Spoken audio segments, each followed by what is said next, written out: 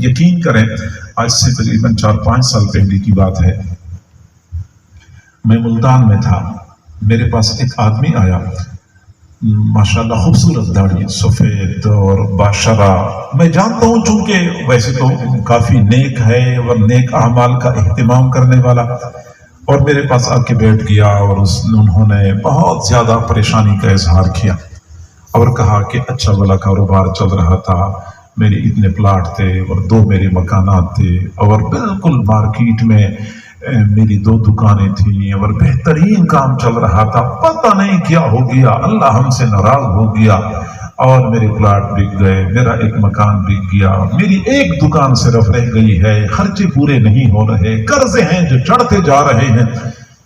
پھر رونا شروع کر دیا۔ میں نے تسلی بھی دی، کچھ وظائف بھی بتا دیے، ان کو رخصت کر دیا۔ کوئی آدھا گھنٹہ گزرا ہوگا کہ اسی آدمی کا بیٹا میرے پاس آیا، وہ بھی نوجوان، باشرہ، داڑھی خوبصورت، ٹوپی سر پہ رکھی ہوئی، میرے پاس آ کے بیٹھ گیا اور اس نوجوان نے بھی وہی ٹکڑا سنایا کہ حالات بہت خراب ہیں اور بڑی پریشانی ہے اور کاروبار بالکل بیٹھ گیا، قرضے اب بھی ختم نہیں ہو رہے۔ تو میں نے اس سے کہا کہ آپ لوگوں نے کچھ سوچا ہے کہ کیا وجہ ہے، کچھ اعمال میں کمی ہے، کوئی اللہ کیوں ناراض ہو گیا ہے؟ کہنے لگا حضرت ہمیں سمجھ نہیں آتی، میرا ایک بھائی ہے نماز پڑھتے ہیں، ہمشیرہ ہے نماز پڑھتی ہے، والدہ ہے نماز پڑھتی ہے، اور ہمشیرہ اور والدہ مکمل پردہ، گھر میں ٹی وی تک نہیں رکھا ہوا، بالکل شریعت کی مکمل پابندی ہے، پتہ نہیں کیا مسئلہ ہے۔ تو میں نے اس سے پوچھا کہ آپ لوگوں کا آپس کا تعلق کیسے ہے؟ تب اس نوجوان نے کہا ہاں یہ مسئلہ تو ہمارا ہے کہ میرے اور ابو کے درمیان ناراضگی چل رہی ہے۔ میں نے پوچھا پھر ناراضگی کس حد تک ہے؟ کہ تو بس دعا سلام اور کلام اور بات چیت بند ہے۔ کتنا عرصہ ہو گیا؟ کہ میں نے کہا 2 سال ہو گئے ہیں۔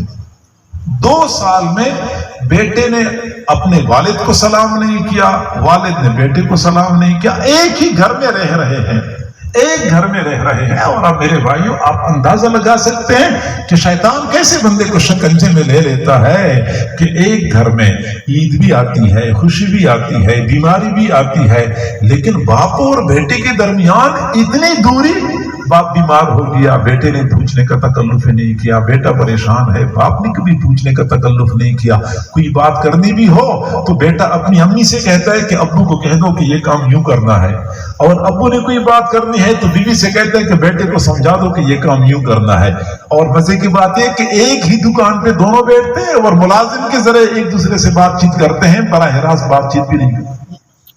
تو جب میں نے یہ سنا میں نے کہا اللہ کے بندو، تو تم لوگوں نے تو اپنی بربادی کا سامان خود تیار کر رکھا ہے۔ باپ اور بیٹے کے درمیان جب اتنی دوری ہے اور 2 سال سے یہ سرد جنگ چل رہی ہے تو کون جیت گیا؟ ذرا یہ تو بتاؤ مجھے۔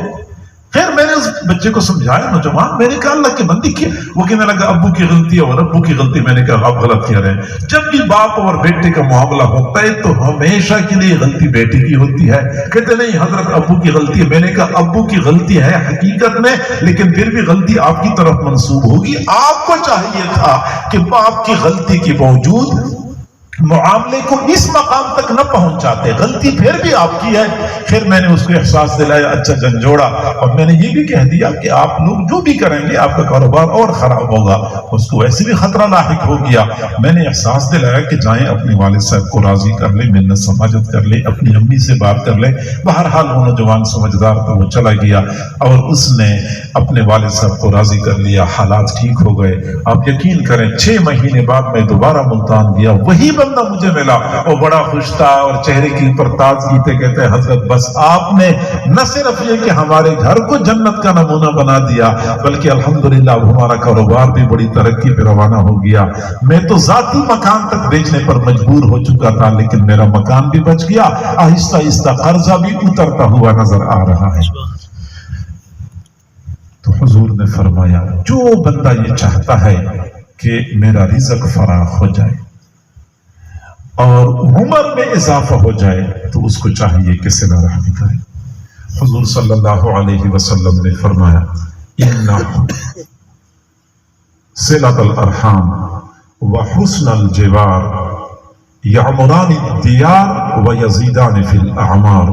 فرمایا کہ صلہ رحمی کرنا پڑوسیوں کے ساتھ اچھا سلوک کرنا یہ عمر میں اضافے کا ذریعہ بنتا ہے، رزق میں فراخی کا ذریعہ بنتا ہے، گھروں کے آباد ہونے کا ذریعہ بنتا ہے۔